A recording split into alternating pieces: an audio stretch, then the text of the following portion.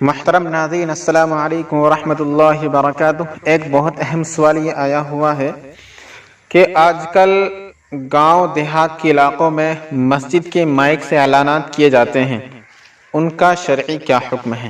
الجواب باللہ التوفیق۔ بسم اللہ الرحمن الرحیم۔ سورج نکلنے کا اعلان کرنا ثابت نہیں ہے، اس لیے اس کا اعلان نہیں کرنا چاہیے۔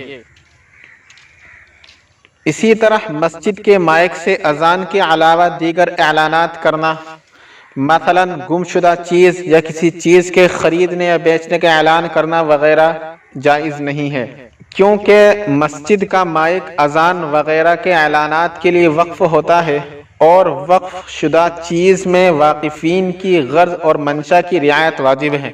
البتہ اگر چندہ دینے والوں نے اس نیت سے رقم دی ہو کہ مائک سے دیگر اعلانات بھی ہوا کریں گے، یا اہل محلہ نے اپنی طرف سے مائک خرید کر مسجد میں دیا ہو، اس نیت سے دیا ہو کہ مائک سے دیگر اعلانات بھی کیے جائیں گے، تو اس صورت میں دوسرے اعلانات کرنے بھی جائز ہوں گے۔